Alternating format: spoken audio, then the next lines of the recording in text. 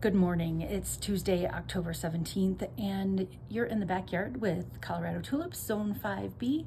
I was away for a couple of weeks. My daughter took great care of the plants while I was gone, and I did a little bit of garden cleanup already because most of the dahlias, the tomatoes, and a couple of the petunias, and the begonias all felt the frost, and they're now gone. But some things are doing really well. And in fact, some of the more spring-like flowers are coming back. I'll show you what I mean. So here we go, right up here on the planter, right up against the house.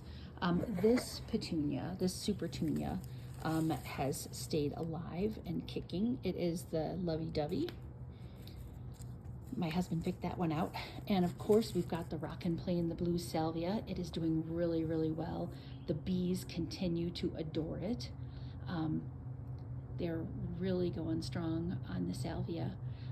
They prefer, clearly and always, this Rockin Deep Purple. But as you can see, the Rockin Deep Purple really did not fare as well with the frost. The snapdragons, though, are going beautifully. I mean, really, I've seen bees try to push their way into the dead flowers, and these ones that clearly you really can't get into. See, there's one in the back there trying hope against hope. There are a few flowers accessible over here, so we'll see if they can find those. These are all verbena from cutting. They really did beautifully. The lobelia, fantastic. There's all sorts of baby lobelia everywhere. This is the begonia that it really got frostbitten and killed kind of the whole outer part of the plant. There's a few leaves still alive. Violas, of course, doing well. And I don't know if you can see up here, I do need to take that hummingbird feeder down because the hummers left. I think the last one I saw about 3 weeks ago.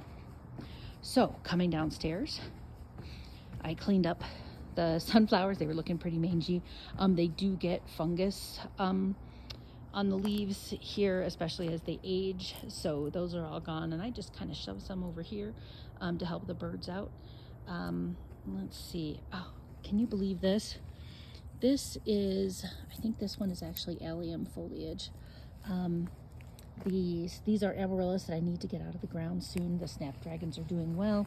These are, I believe, these are dianthus plants that I just grew from seed not terribly long ago in the hope that they would do something. So we'll see.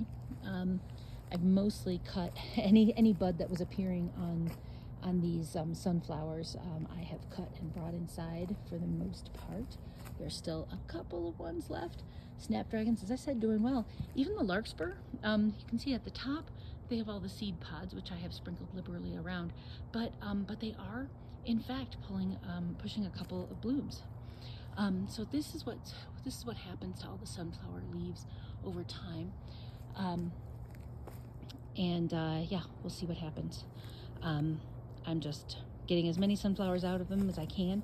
But yeah, I am really interested in what the dianthus do because I had dianthus over winter and it was fantastic. I don't know if you can see here. So I ripped out the sunflower.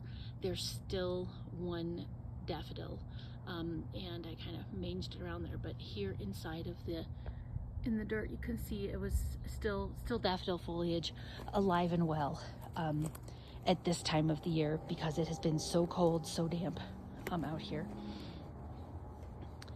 Let's see. This is, I think, going to be Lily of the Valley. I also grew from bare root, and it's done well all year, never stopped.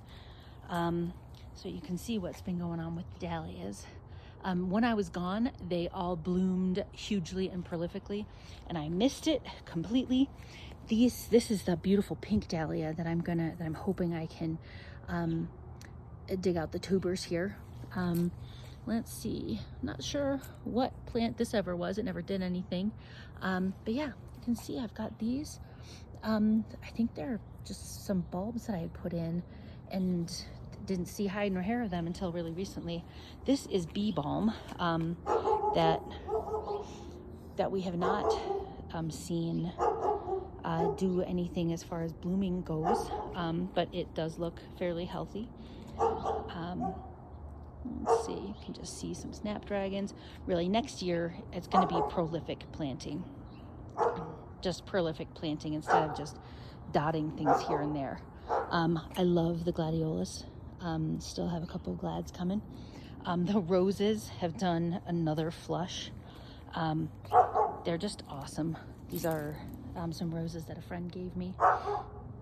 Yeah, they bleach really fast in our sun, or even when they don't really get much sun. But yeah, you can just see as they come out. God, just gorgeous. Got some of the phlox here. They're really pretty pink phlox that did not survive the frost, but it'll be nice for next year.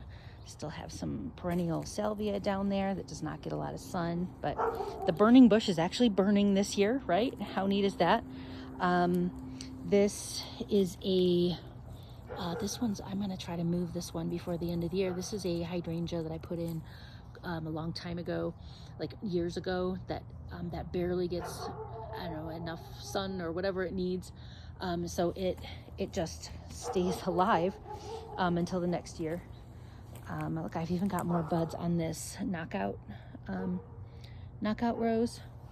The willows doing great.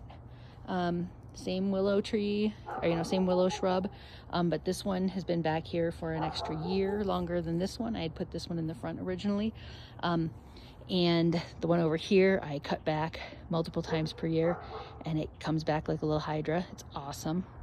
The black lace elderberry.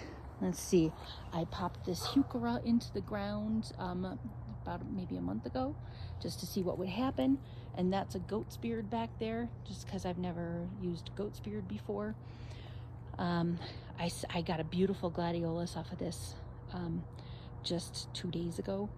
Let's see, what else have I got here? All right, I think this is columbine. Is it a columbine or a stilby? That is staying alive of the multiple, I had 3 things back here, and some were a stilby, and I think one was the columbine. I think this was, in fact, the columbine. I've got a few columbine plants that I grew from seed. I'll just walk over there and we'll end there. Let's see.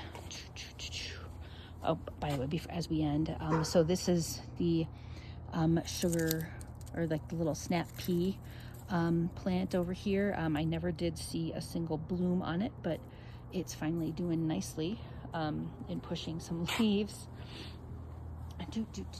Oh yeah, here, let me show you. I'm gonna show you what goes on with the lobelia here. All right, so as I move this back, lobelia takes an awful long time to germinate, but when it does, I mean, this is just from the seeds dropping here from the plant, and it turns out this was one plant in there. But yeah, I mean, you can just see how beautifully it works here in my backyard. So that's gonna get a lot more. Okay, and yeah, so I think this is 2 columbines that I had grown from seed, and that seem to have gotten this far along. So I'm gonna keep them, pop them into the ground. They can stand shade, so that's what they're gonna get back here.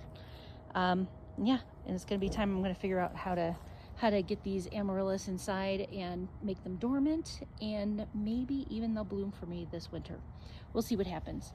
All right, let's finish up with some larkspur. Hey, thanks for being here. If my nephew Kyle is watching, I love you, hun, and I hope everybody has a great day. Thanks, bye.